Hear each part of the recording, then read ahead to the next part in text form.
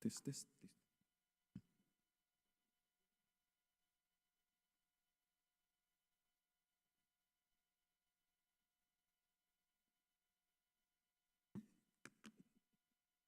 Buenas noches, mis hermanos, mis hermanas, amigos y amigas, los que nos ven en las redes sociales también, un cariñoso saludo de parte mía y de mi esposita también que está ahí, Dianita. Amigos, creo que donde se muestra el esfuerzo para estar en una semana de oración son los días lunes. Son los días lunes, porque ya trabajaron, unos andan ahí con hambre, como decimos allá, les chían las tripas, andan cansados porque la jornada estuvo pesada, quizás estaban pendientes de ver alguna pelea ahí, ¿verdad? En la televisión, pues algunos estaban contentos por eso, o la serie, qué sé yo. Pero usted está aquí y si está aquí va a recibir bendición. El esfuerzo será recompensado. Oremos. Querido Padre y Dios que estás en el cielo, te damos gracias, Señor, porque pones el querer como el hacer en nosotros. Gracias por traernos a este lugar. Gracias por el esfuerzo y, Señor, yo sé que tú recompensas a aquellos que te buscan. Y este tiempito que dedicamos a meditar en tu palabra, yo sé, Señor, que será una bendición para nuestras vidas. Señor, oro por las familias representadas acá, desde el esposo, la esposa, los niños, las abuelitas, los abuelitos, todos, Señor, los que constituimos tu familia. Oro para que tu Espíritu nos convenza, Señor, de que tú estás con nosotros, nos convenza de que somos amados, nos convenza de que a pesar de lo que hacemos y lo que no hacemos, tú no cambias, sigues siendo el mismo Dios de amor. Y también que nos convenza, Señor, que hay que hacer un esfuerzo en buscarte, hay que hacer un esfuerzo en escucharte a través de tu palabra y hay que hacer un esfuerzo también compartiendo lo que tú nos das. Señor, sé con nosotros, abrimos nuestra mente y nuestro corazón para el mensaje de esta noche. Te lo pido en el nombre de Jesús. Amén. ¿Cuántos creen que tienen el don de la paciencia? Levanten la mano, bueno, yo no la levanto, pero los que creen que ya tienen un máster en paciencia. Está difícil. Todos tenemos nuestro... la esposa testifica que es paciente. A unos nos resulta fácil apagar el fuego de la impaciencia, otros estamos en tratamientos y otros pues ni siquiera hemos empezado el tratamiento. Quiero decirles que yo estoy muy contento porque Dios no es como mi abuelita. Y permítanme compartir una experiencia, una anécdota de mi infancia. Cuando yo estaba pequeño era tremendo, sigo siendo, pero era peor. Y mi abuela, que crecí mucho tiempo con ella, mi abuela es de esas mujeres que le decimos indígenas, porque es de descendencia indígena. Una mujer morena, alta, bien maciza, decimos también nosotros. Es decir, que a pesar de la edad que ya tiene 97 años, ella es lúcida. Es muy lúcida y cuenta unas sus historias increíbles. El punto es este. Mi abuela me estaba cuidando de pequeñito. Mi mamá no sé dónde andaba, mi papá tampoco no sé dónde estaban, pero mi abuela y yo estábamos solitos en la casa. Y mi abuela me dice, mijito, vaya a traer las tortillas, porque resulta que en mi país la gente vende tortillas a mano. Entonces me dijo, ve a traer las tortillas donde la fulana de tal, que no me acuerdo el nombre, pero estaba un poco retirado. Tú tenías que caminar 1 cuadra, 2 cuadras para aquí, eran como 5 cuadras aproximadamente.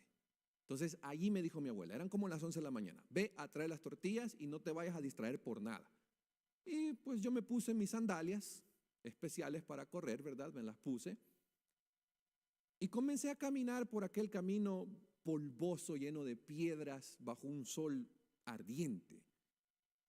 Llegué a la primera cuadra, crucé y comencé a caminar las otras 3 cuadras para poder llegar a una subidita. Antes de esa subidita había una cancha de fútbol y en esa cancha de fútbol todo el tiempo usted iba a ver niños jugando. Siempre iban a haber niños jugando. Entonces, cuando yo voy ahí, de pronto me encuentro a mis amiguitos que estaban jugando a las canicas y a la pelota. ¿Y qué creen que hice, mis hermanos? Mi abuela no se va a dar cuenta. Y me puse a jugar con ellos. Y cuando un niño juega, la noción del tiempo se pierde. Cuando vine a reaccionar, vi la manta de las tortillas. Mi abuela, dije. Y salí corriendo a comprar las tortillas y me fui corriendo también a dejar las tortillas a la casa. Cuando yo llego, yo ya sabía lo que me esperaba. Ya sabía que mi abuela iba a estar o con un cinturón o con un palo que nosotros le llamamos chilillo. Para el salvadoreño lo va a entender, el que no, se lo explico ahorita. Es un palo delgadito, delgadito, que cuando le pegan en la espalda, en cualquier parte del cuerpo, silba, le hace psst, y pica, arde. La reacción es chilillo. Entonces yo estaba esperando a mi abuela con un cinturón, con la chancla o con el chilillo. Pero mi abuela no estaba en posición de ataque. Solo me dijo, ¿trajiste las tortillas? Sí. Y yo con cuidadito entré, porque, tenía un pie adentro y un pie afuera. Por si mi abuela salía con algo, yo salía corriendo. Pero ¿y por qué estás asustado? Entrame, dice, tenés que comer. Entonces yo así todo, qué raro mi abuela, no explotó, dije, qué extraño. Y me dijo, mira, aquí está el almuerzo, aquí está tu arrocito, los frijoles, te los comes. ¿Querés que te ponga algo en la televisión? Yo, sí, le dije, ¿qué caricatura querés ver? Garfield, le dije, la de Garfield. Ay, me la encendió, televisor blanco y negro. Y yo con un gran desconfianza, le dije, ¿qué está tramando mi abuela?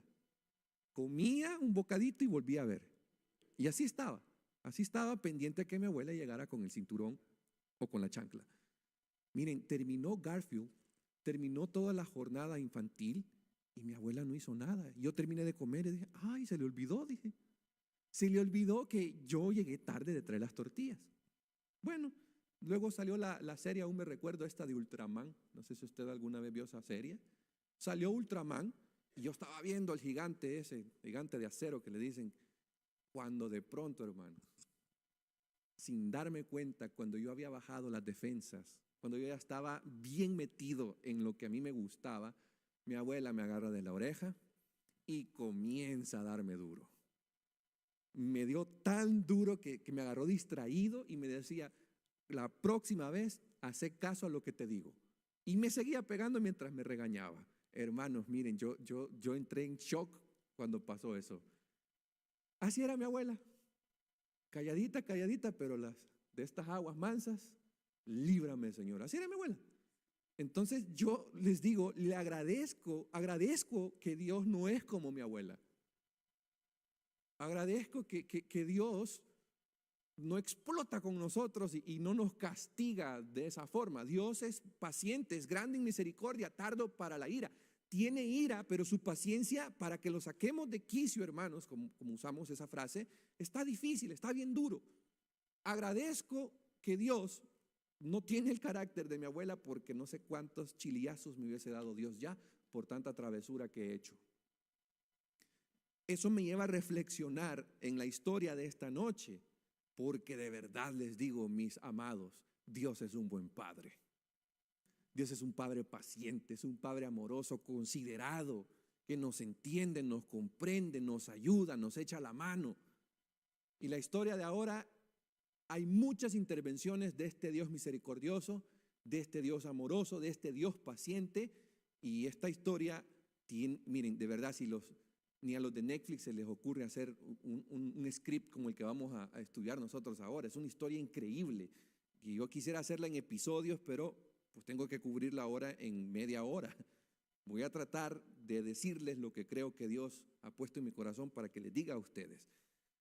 Vamos a ir entonces a nuestra historia de esta noche, que comienza en el libro de Génesis, capítulo 12, versos 1 al 3. Le recomiendo que lea todos los capítulos tranquilo en su casita, medite versículo por versículo, lo disfrute, lo coma, lo mastique, porque se va a dar cuenta cómo es Dios de maravilloso con nosotros. Se va a dar cuenta cómo este Dios perfecto ayuda a sus hijos imperfectos a ser mejores y a seguir creciendo en gracia. ¿Cuántos quieren crecer en gracia con el Señor? Miren, después de esta historia, yo espero que usted salga de aquí diciendo, Señor, te agradezco por ser como eres. Esa es mi intención. Titulé el mensaje, no se me vaya a ofender, pero lo titulé así: miedosos, desesperados e invisibles. Dice la Biblia en Génesis 12, versos 1 al 3.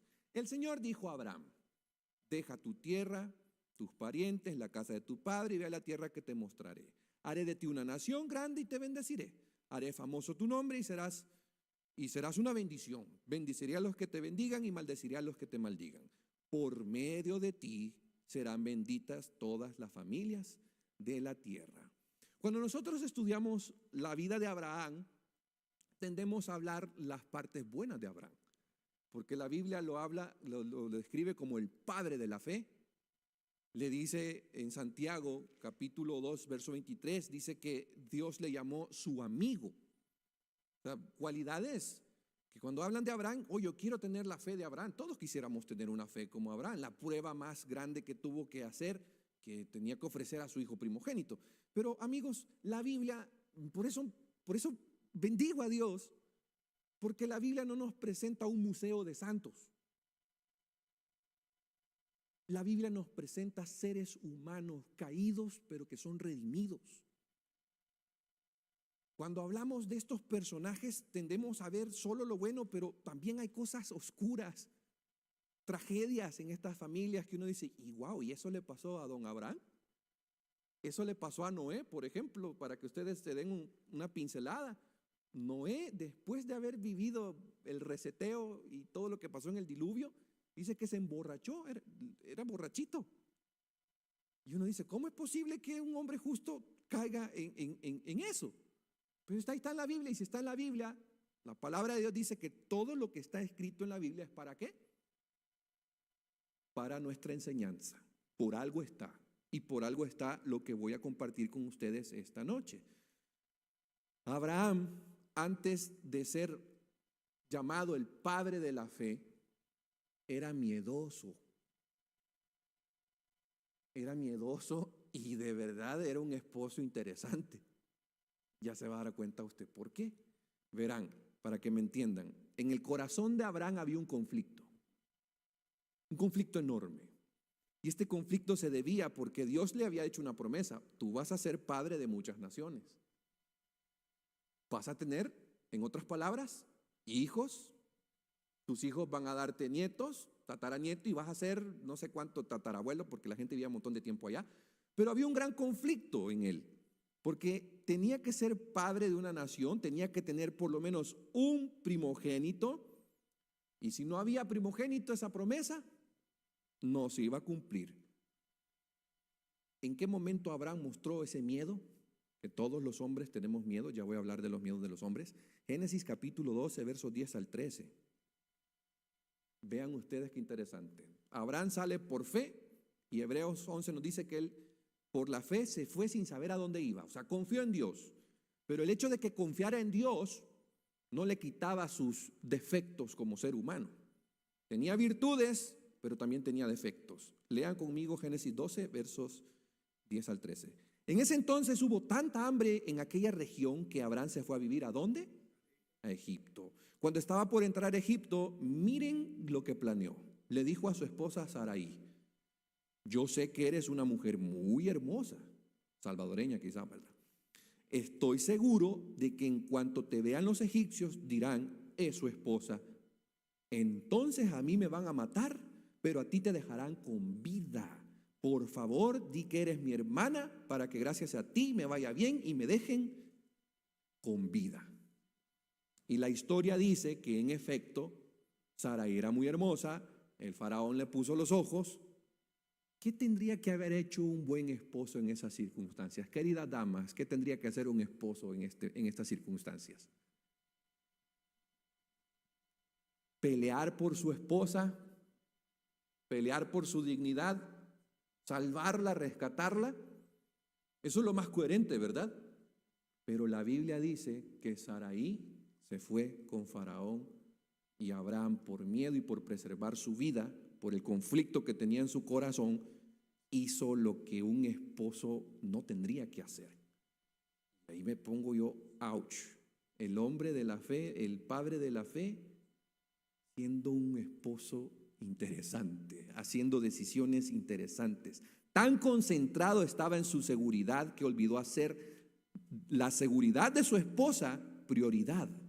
El amor de Abraham por su esposa tenía que estar más arriba que el amor que tenía a sí mismo.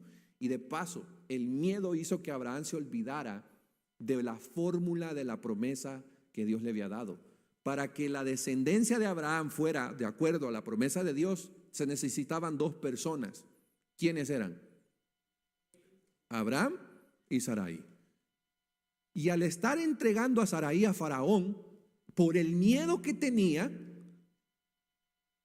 Abraham estaba poniendo en riesgo incluso la misma promesa que Dios le había dado. Entonces, amigos, ¿qué clase de esposo abandona la suerte a su amada esposa? Si me bajan un poquito al micrófono, se los voy a agradecer. Hay un poquito de feedback. Cuando estaba en Costa Rica, pasé todo un año trabajando con los Alcohólicos Anónimos. Y mientras estaba dando terapia con ellos, hablando charlas, la parte espiritual, un día les pregunté y les dije, señores, ¿cuál creen ustedes que es el miedo más grande de un hombre? A ver, díganme ustedes, caballeros, suelten. ¿Cuál creen ustedes que podría ser el miedo más grande de un hombre? Las mujeres les temen a las cucarachas, pero un hombre, ¿a qué le teme? Me dieron unas respuestas bien curiosas. Uno de los que estaba ahí me dijo, yo le tengo miedo a las inyecciones. Ahí hay uno. Yo le tengo miedo, hay dos. Yo le tengo miedo a las inyecciones. Otro me dijo, yo tengo miedo a ser un mal esposo. Otro me mencionó, yo tengo miedo a no tener dinero, a no ser solvente. Otro me dijo, yo tengo miedo de llegar a ser viejito y que no me pueda valer por mí mismo. Pero de acuerdo a una encuesta que se le hizo a un grupo de hombres, me sorprendió ver que todos resonamos con el mismo temor que está en nuestro interior, en nuestra esencia. Todos concordamos que tenemos miedo a fracasar, miedo a no dar la talla, miedo a no ser capaz de realizar la tarea que se me ha pedido, miedo. Y el miedo, mis estimados, es una trampa mortal. El miedo lo experimentamos todos, pero en un hombre el miedo lo inhabilita a cumplir sus roles en la familia. Por miedo, los padres no se comunican con sus hijos. Por miedo, los padres no expresan lo que sienten. Vean ustedes a Adán y Eva. ¿Qué es lo que sentía Adán cuando Dios lo buscó? Miedo. Miedo. Y Abraham tuvo miedo. Antes de tener fe y ser llamado el padre de la fe, era un miedoso. Era un miedoso. Y como hombres, el miedo puede hacer que te impida cumplir tu rol como esposo, tu rol como padre, tu rol como hermano de iglesia. Es el miedo el que nos incapacita a avanzar en la vida, a emprender proyectos. Miren, hay una historia que se llama La cárcel del miedo. Y me pareció extraordinaria para el punto que quiero dar. Miren, en la Columbia Británica, las autoridades decidieron derribar una cárcel y construir una nueva cárcel en ese mismo lugar. Entonces, lo que hizo el gobierno para ahorrarse costos de mano de obra es poner a los mismos presos que estaban en la antigua cárcel a construir la nueva. Entonces es bien interesante. Cuando la nueva prisión estuvo terminada, los reclusos fueron trasladados al nuevo edificio y ahora se les pidió el trabajo de derribar donde estaban antes. Lo interesante es que los muros de la antigua prisión no estaban hechos de acero como los presos pensaban. No eran de acero, estaban hechos de papel y arcilla y estaban pintados para que tuvieran el aspecto del acero.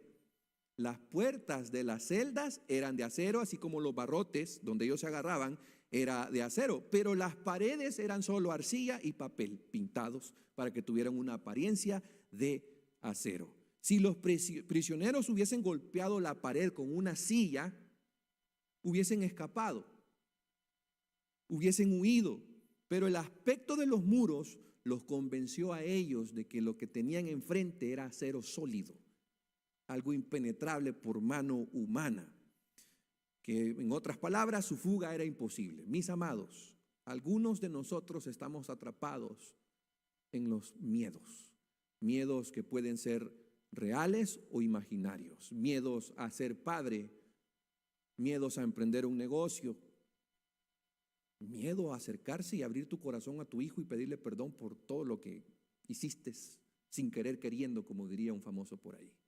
El miedo. Pero mis amados, aquí la esperanza. Abraham era un miedoso y le falló a su señora esposa, pero hay esperanza para los miedosos, porque después Abraham fue llamado padre de la fe. Padre de la fe. Mis queridos, la forma de poder vencer el miedo es a través de la fe. La fe es dar pasos a lo desconocido, es caminar hacia aquello que no tengo control.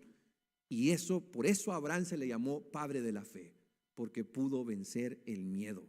Y de paso, más adelante en el relato, y esto me da un poco de gracia, ¿saben ustedes que él no tuvo miedo en una situación de riesgo donde él podría morirse? ¿Ustedes saben qué es lo que hizo Abraham más adelante en la historia cuando su sobrino Lot fue llevado preso? Dice que se armó de valor, se llevó unos cuantos mexicanos, hispanos y se fueron a pelear. Pudo haber muerto, pero ahí no le importó. Y yo me hago la pregunta, ¿pero por qué no hiciste lo mismo con tu esposa y con tu sobrino sí?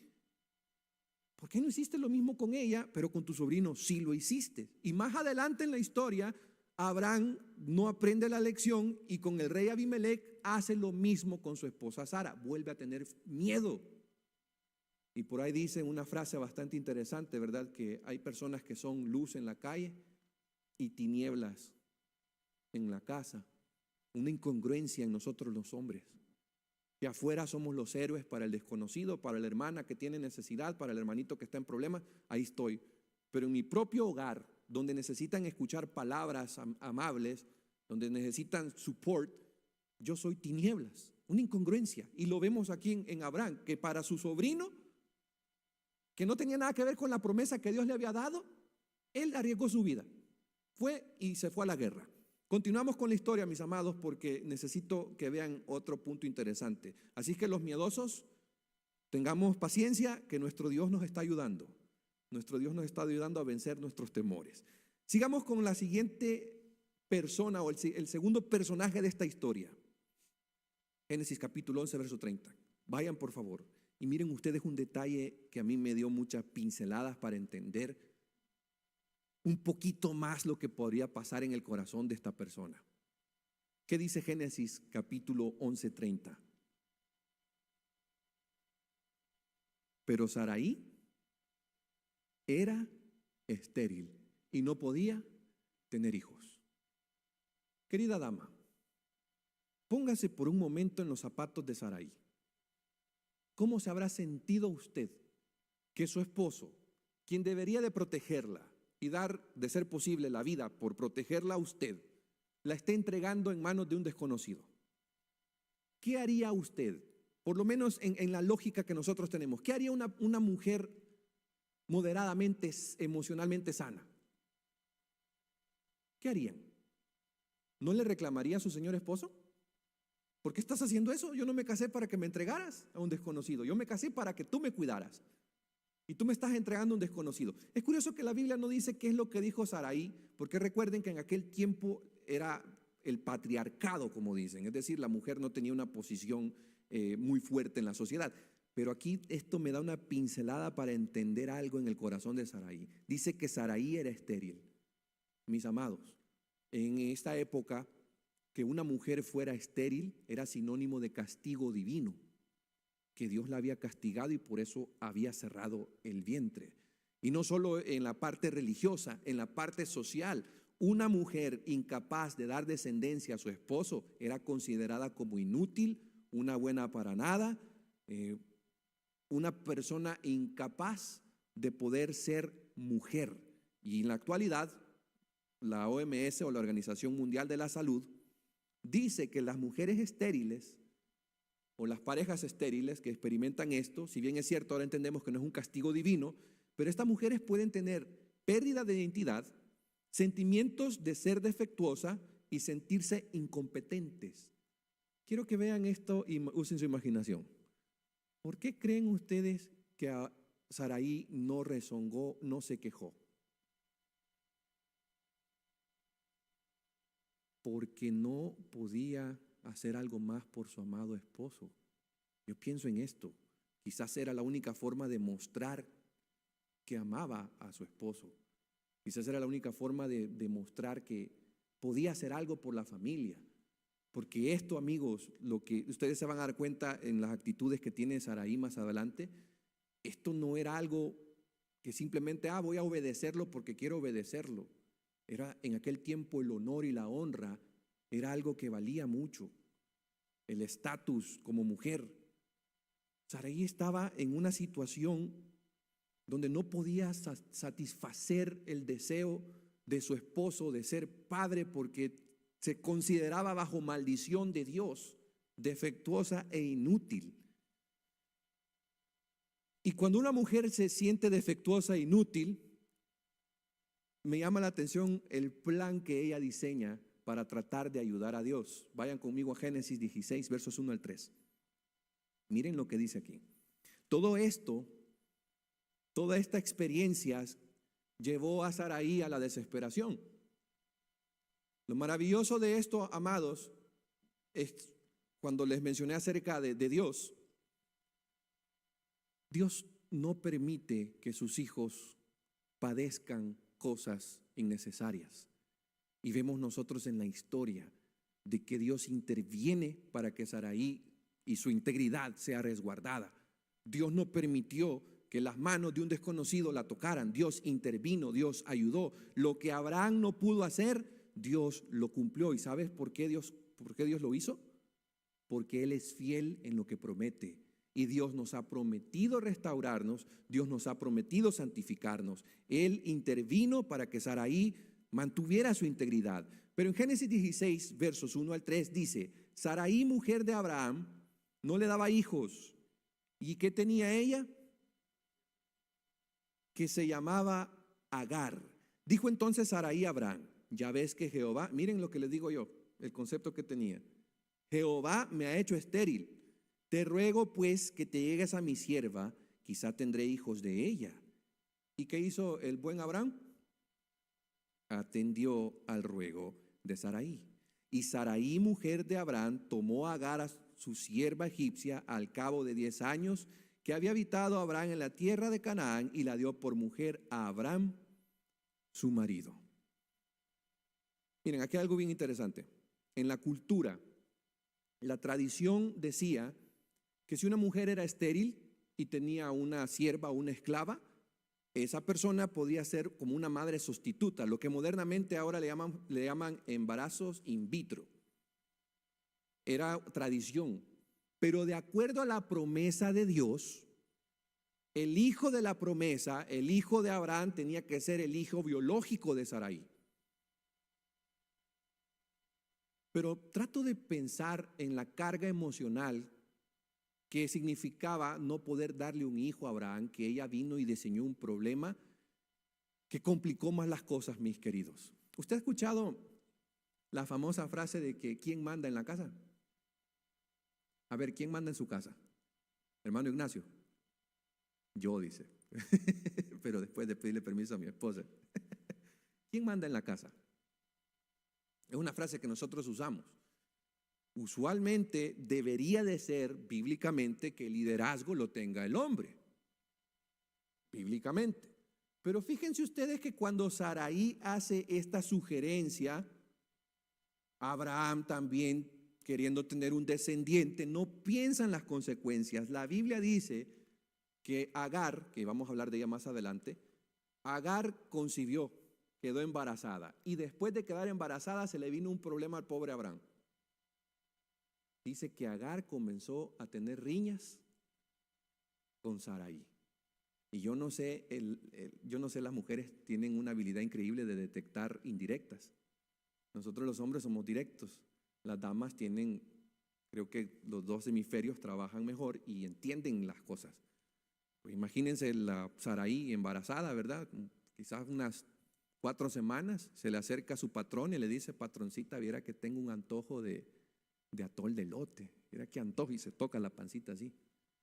De alguna forma, Agar, después de sentirse esclava, se siente parte de la familia, pero esto, en vez de ayudar a la situación, empeora la situación. La empeora a tal punto que la persona que ideó el plan para que le diera un primogénito a Abraham, ahora le dice, mira, esta mujer que está aquí solo me anda haciendo caritas, se anda sobando la pancita cada rato delante de mí.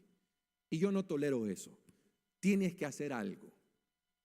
Y aquí veo otro de los defectos del padre de la fe, que en vez de poner orden en el hogar, ¿qué es lo que hizo Abraham? Le cedió el poder a Sarai. Ese es tu problema y con ese problema yo no me meto. Como sucede ahora en nuestra comunidad hispana.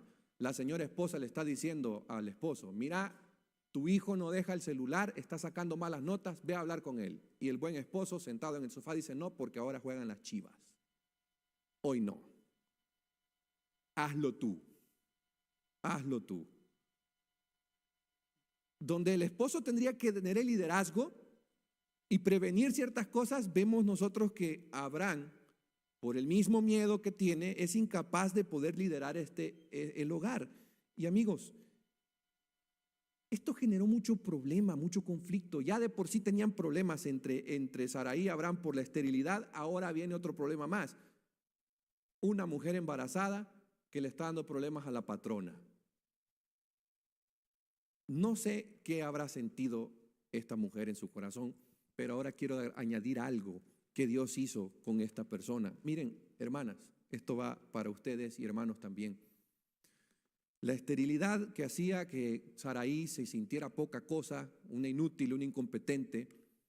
Cuando Dios habla con Abraham y le dice, mira, vas a tener un hijo, ustedes saben esa historia, y dice que Abraham pues ríe y que alcanza a escuchar también a la Sarai que ya estaba de edad avanzada, y Dios le dice, tú le pondrás a ese niño Isaac.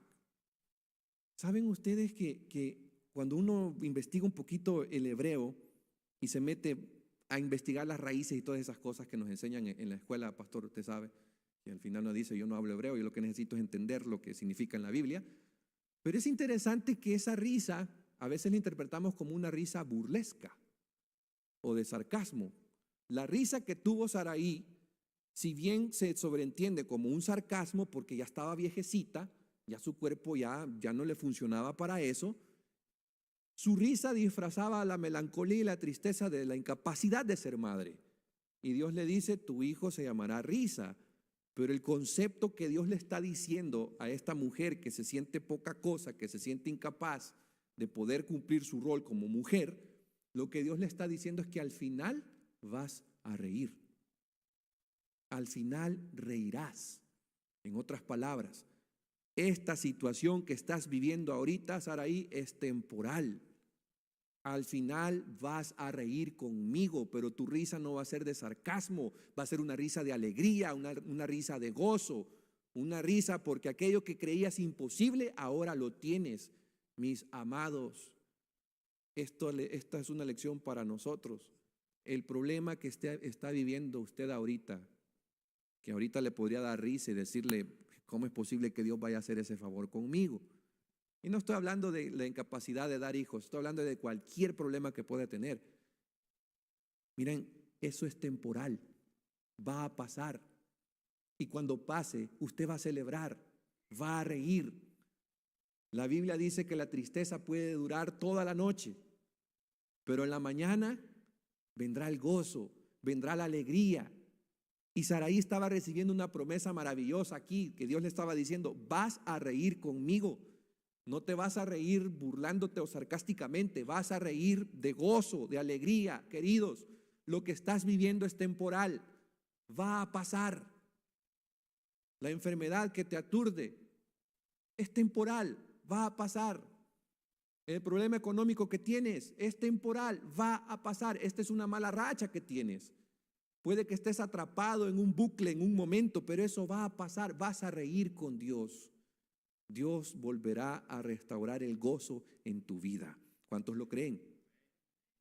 Amén. Yo también así lo creo. Creo que muchas mujeres van a identificar con lo que les voy a contar ahorita. Estaba leyendo un artículo de una revista que se llama Soldados de Cristo, por si lo quieren investigar, donde una escritora comparte una experiencia y ella dice lo siguiente: el otro día tuve que ir al espejo y asegurarme de que aún existía, dice la escritora. Durante todo el día sentí que era invisible, dijo ella. Por la mañana, entre mi hermana y yo peinamos a mi hija. Después hice de comer como de costumbre y luego fui a visitar a mis papás. Cuando la abuela le preguntó a mi hija, ¿quién te peinó? ¿Saben ustedes qué es lo que respondió la niña? Mi tía. Cuando le preguntó a su hijo, ¿quién es el que cocinó? ¿Saben qué es lo que preguntó, lo que respondió el niño al abuelito? Mi papá. Cuando le preguntaron a los niños quién es que los trajo a visitarlos, ambos respondieron al unísono, nadie. Entonces la escritora dice que ella tuvo que correr al espejo, verse un espejo y tocarse para ver si de verdad existía o la gente simplemente no la miraba, no la consideraba. Y ella agrega que el trabajo de una madre, además de ser el que nunca se les paga, es el nunca que no se valida, que la gente no lo reconoce. Una madre se levanta, hace comida, atiende a sus niños, los viste, hace la ropa, le lava los calzones al muchacho que ni siquiera puede meterlos a la lavadora, hace todas esas cosas y los muchachos piensan que los calzoncillos llegan por arte de magia al tocador, ahí.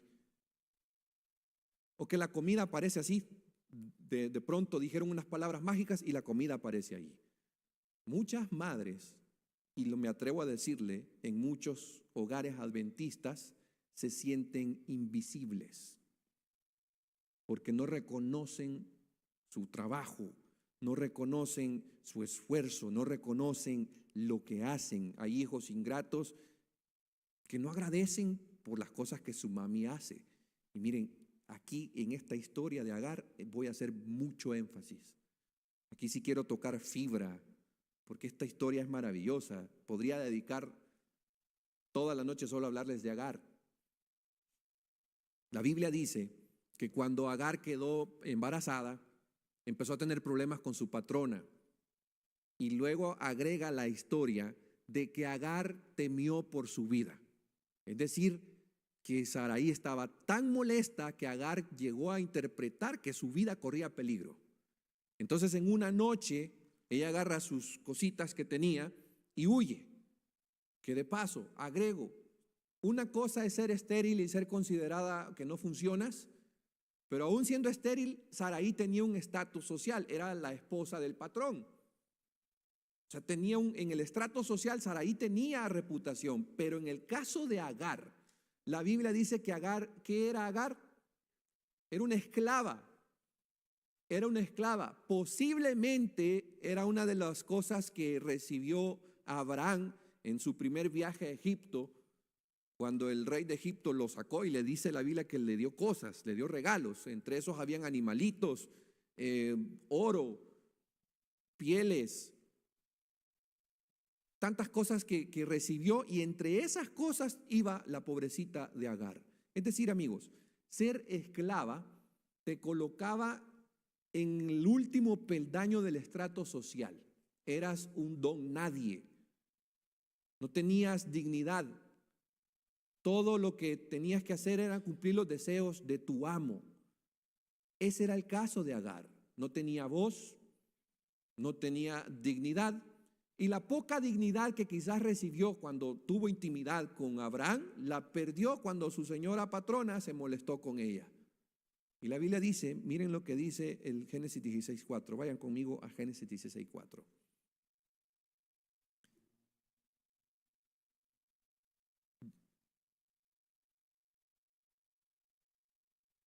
Génesis 16, verso 6. Y respondió Abraham a Sarai: he aquí tu sierva está en tu mano, haz con ella lo bien que te parezca. Y como Sarai la afligía, ¿qué es lo que hizo Sarai?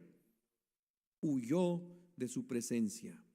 Si sigue leyendo, cuando encontramos en la historia, dice que Sarai escapa. Agar escapa, huye por su vida. Y cuando está en el desierto, imagino que el único lugar que ella conocía era Egipto, probablemente regresaba a Egipto, y mientras ella huía, y cuando ya estaba padeciendo por la inclemencia del lugar, por lo tremendo que puede ser andar en el desierto, Dice que el ángel del Señor se le apareció y tuvo una conversación un poco curiosa con él, con ella. Tuvo una conversación interesante. Le hace dos preguntas. ¿Qué preguntas le hace el ángel del Señor a Agar? ¿De dónde vienes y a dónde vas? Y de esas dos preguntas, ¿cuántas responde Agar? Solo una. Solo una. Y le dice que viene huyendo de la señora que le quería pegar. Pero si ustedes se dan cuenta en la conversación que Dios tiene con Agar, Dios la reconoce y le llama por su nombre, cosa que muy probable nunca escuchó de los labios de Abraham y mucho menos de los labios de Saraí. Dios la llamó por su nombre, Agar, sierva de Sara, de Saraí. La reconoce por su nombre, habla con ella, le hace dos preguntas. En ese instante, Agar comprende algo bastante curioso, que quien estaba allí no se trataba de un ente espiritual común y corriente. La Biblia, cuando dice ángel del Señor en el Antiguo Testamento, usualmente se refiere a la manifestación de Jesús. Es decir, quien estaba allí con Agar era Jesús mismo. Y Jesús mismo la estaba validando, le estaba reconociendo, la llama por su nombre. Le dice Agar, sierva de Saraí. Y vean ustedes la conversación que tiene. Amados, ser cristiano no significa estar libre de problemas. Si tú crees que ser cristiano es la solución a todos tus problemas, yo te voy a decir un lugar donde hay cero problemas y cero preocupaciones. Y ya puedes hacer tu reservación. Se llama Montecito Park, allá en Loma Linda. Está bien bonito el lugar. Ahí, con los muertitos, usted no va a tener problemas. Ahí está libre de toda preocupación. Pero Jesús no nos ha prometido estar libre de problemas. Jesús dijo, en el mundo tendrán aflicciones. Vas a tener problemas. Pero no teman, yo he vencido al mundo. Es lo que Jesús dice. En esta situación, cuando usted lee el capítulo 16 y ve lo que Jesús, el ángel del Señor, le dice en el versículo 9 del capítulo 16, uno esperaría que le dijera, mira, Agar, por allá en Egipto te tengo preparado ya un lugar donde no vas a tener problemas, tu embarazo va a ser el mejor embarazo y vas a estar bien. Porque algunos piensan que estar con Jesús es no tener problemas. Pero miren la extraña sugerencia y consejo que Dios le da a Agar. Le dijo el ángel de Jehová, vuélvete a tu señora. ¿Y qué más le dijo? Ay, hombre, si de ahí vengo huyendo. ¿Cómo es eso que me estás diciendo que regrese si la señora está brava conmigo y me quiere matar? Esto a mí me hace pensar que muchas veces las cosas que Dios nos dice y nos pide no tienen lógica o son contrarias a lo que yo quiero. A veces le estoy pidiendo por algo a Dios, Señor, ayúdame a tener el carrito Tesla, que quiero un Tesla, Señor, dame el Tesla. Y estoy pidiéndole tanto a Dios por un Tesla. Y lo que sucede es que el carro que tienes se te termina arruinando y ni tienes para repararlo ni para comprar el Tesla. Todo lo contrario. A veces uno le pide cosas a Dios y recibe lo contrario. La lógica divina no encaja con mi lógica humana. Yo quiero estar libre de problemas, ser cristiano y tener una vida estilo Disney. Ustedes saben que todos los finales de Disney son y vivieron felices para siempre. La bella se casa con el bestia y el bestia se vuelve ser humano y vivieron felices para siempre. El cristianismo no es eso, mis hermanos. El cristianismo no es ausencia de problemas. El cristianismo es la presencia de Dios en medio de los problemas. Y eso marcó la diferencia en Agar. Agar, siendo una esclava, nunca alguien la había reconocido y le había hablado por su nombre porque estaba en el peldaño más bajo del estrato social. Y viene el Jesús, que de paso no es el primer encuentro que Jesús tiene con una mujer. Más adelante en el Nuevo Testamento encontramos con la mujer samaritana y que él tiene una conversación interesante con ella también. Viene Dios y le dice, vuélvete a tu señora y ponte sumisa bajo su mano. Es decir, flojita y cooperando. Calladita, calladita, usted se va a ver más bonita, mija. Y eso es lo que le dijo Dios a Agar. Y luego le agrega otra cosa. Mira, el versículo 10, multiplicaré tanto tu descendencia que por ser tanta no podrá ser contada. Y le sigue añadiendo Jesús, vas a conceber un niño y le pondrás por nombre Ismael, porque Jehová ha oído tu aflicción. Será un hombre fiero, su mano se levantará contra todos y la mano de todos contra él, y habitará delante de todos sus hermanos. Y luego viene la maravillosa experiencia de toda persona cuando está con Jesús. Amados, cuando tú tienes un encuentro con Jesús, no eres la misma persona. No puede ser que alguien que ha estado en la presencia de Jesús siga siendo el mismo. No puede ser, no es concebible. Cuando estás en la presencia de Dios, somos transformados. Algo cambia aquí en esta materia gris que nosotros tenemos en esta cabecita. Algo cambia en nuestro interior. Y vean ustedes qué es lo que Agar dice de Jesús. El versículo 13. Entonces dio Agar a Jehová, que hablaba con ella, el nombre de: tú eres el Dios que me ve. El Roí. Eres el Dios que me ve. Lo que Abraham nunca hizo, lo que Sarai nunca hizo. Es decir, esta mujer era invisible en la sociedad, condenada a ser invisible por ser esclava, y viene Jesús y la reivindica y la valida, y por primera vez ella siente que la han visto como lo que es y no como la cosa que la sociedad le había impuesto. Jesús la reivindicó. Jesús le dio el estatus social que ella siempre andaba anhelando y le llamó el Dios que me ve, el Dios que me mira. Mi querida hermana, si tu esposo nunca valida los platos que tú lavas, si tu hijo no valida los calzoncillos y los calzones que le tienes que andar lavando, Dios te ve. Dios mira todo lo que tú haces. Dios mira el esfuerzo que haces en secreto en las noches para que la comida del siguiente día sepa deliciosa. El esfuerzo que haces por ir al supermercado y traer toda la grocery a la casa.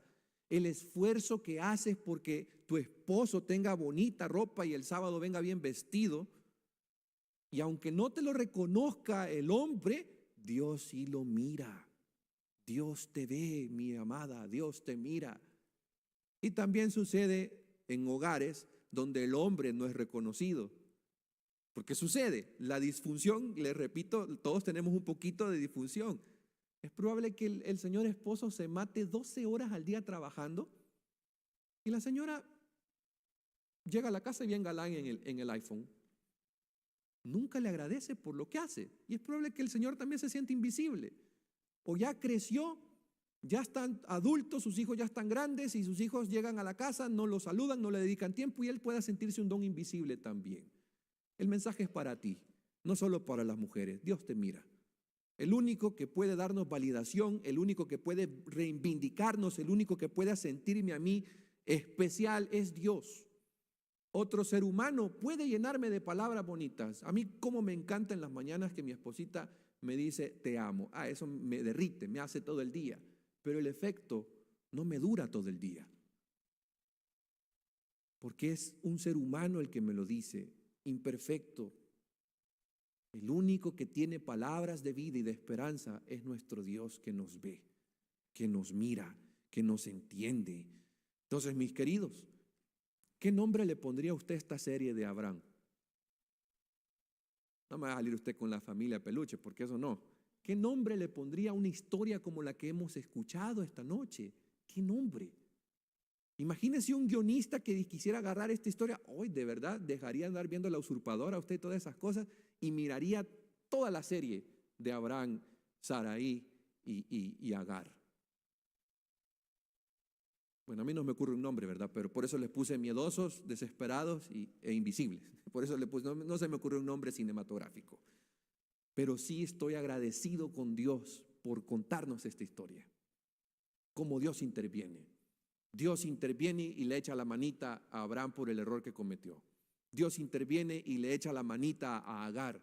Lastimosamente, la decisión que tomó Sarai tiene consecuencias hasta el presente. Ustedes saben que los palestinos con los israelitas, mírame y no me toques.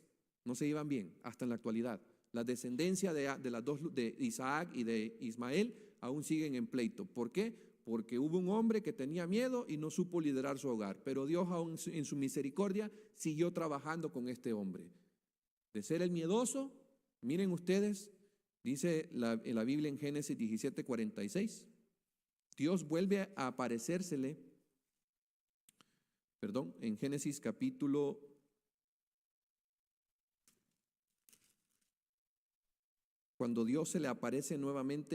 18.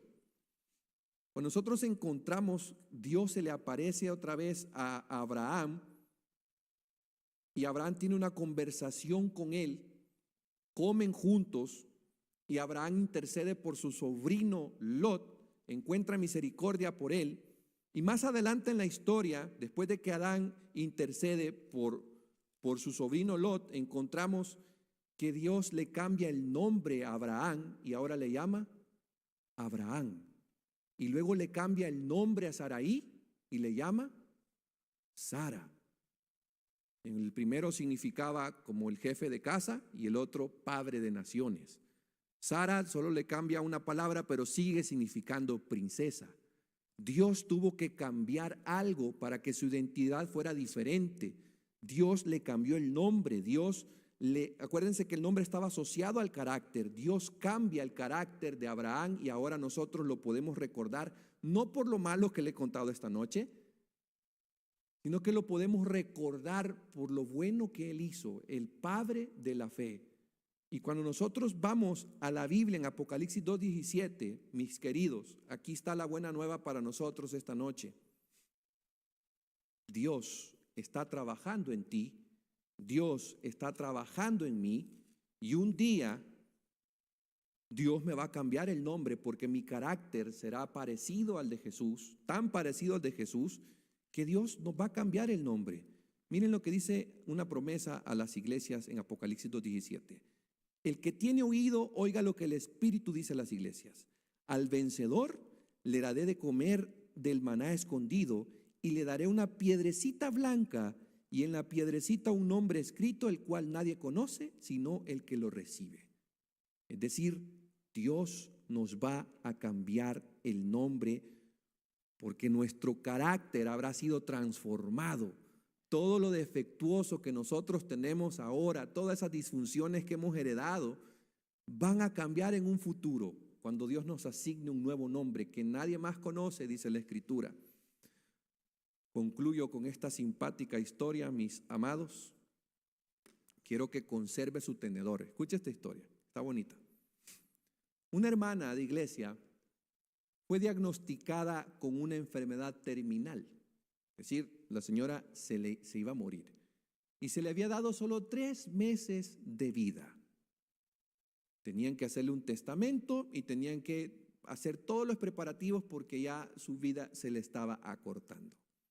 Ella pidió que el pastor fuera a su casa para hablar de su funeral, para arreglar ya el funeral y decir, mira, esta canción quiero, esta comida quiero que le den a la gente, estos colores quiero, así, para dejar todo listo. Además de las canciones, además de la comida, del color de las flores, el pastor le pregunta, ¿hay algo más, querida hermana, que usted quiere que nosotros hagamos en su funeral? Entonces la mujer le dice, sí, pastor, le va a parecer raro lo que quiero, pero escúcheme.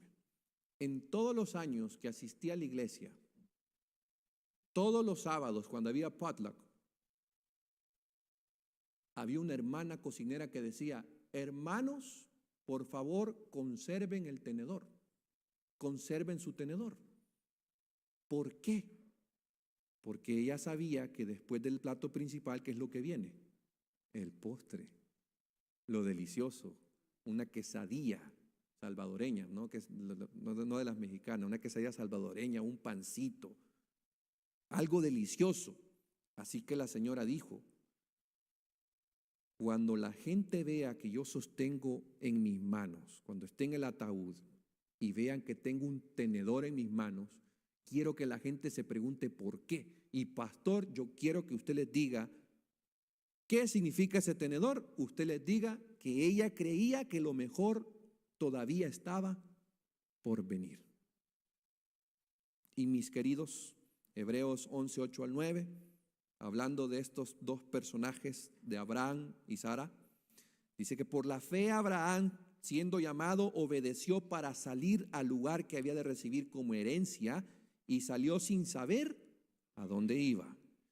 Pero aquí el detalle: por la fe habitó como extranjero en la tierra prometida, como en tierra ajena, morando en tiendas con Isaac y Jacob, coherederos de la misma promesa. Y el versículo 10, esto es lo que quiero que extraigamos. Porque esperaba la ciudad que tiene fundamentos, cuyo arquitecto y constructor es Dios. En otras palabras, a pesar de sus errores, a pesar de sus defectos, a pesar de las imperfecciones que tenía, estos tres personajes, y específicamente Abraham y Sara, caminaron por fe esperando lo mejor.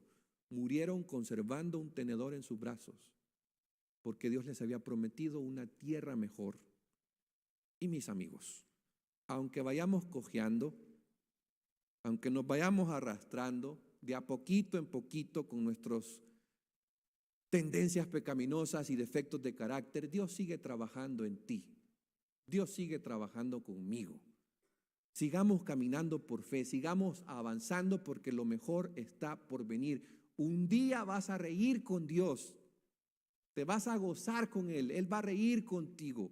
Un día vas a experimentar que Dios no solo te ve con su espíritu ahorita, lo vas a ver cara a cara y Él va a hablar contigo. Y en esta tierra podemos vencer el miedo también, dando pasos de fe. Hoy puede ser el día donde en tu familia comiencen a haber cambios. Hoy puede ser el día donde vayas y le digas a tu señora esposa: póntete la mejor ropa porque te llevo a cenar. Y si le preguntas por qué, usted dígale: porque sí. Y llévesela a cenar. Ya cenando, ya le dice: gracias por cocinar, gracias por lavarme la ropa, gracias por lavar los trastes y por cuidar a los niños. Te amo, aquí está tu taco, cómetelo. Hoy puede ser el día donde usted también llegue donde su señor esposo, le prepare la mejor comida, le diga: mi amor, gracias por salir todos los días de madrugada a trabajar duro, gracias por hacer todo el esfuerzo, te amo, aquí está tu arrocito con frijoles, buen provecho.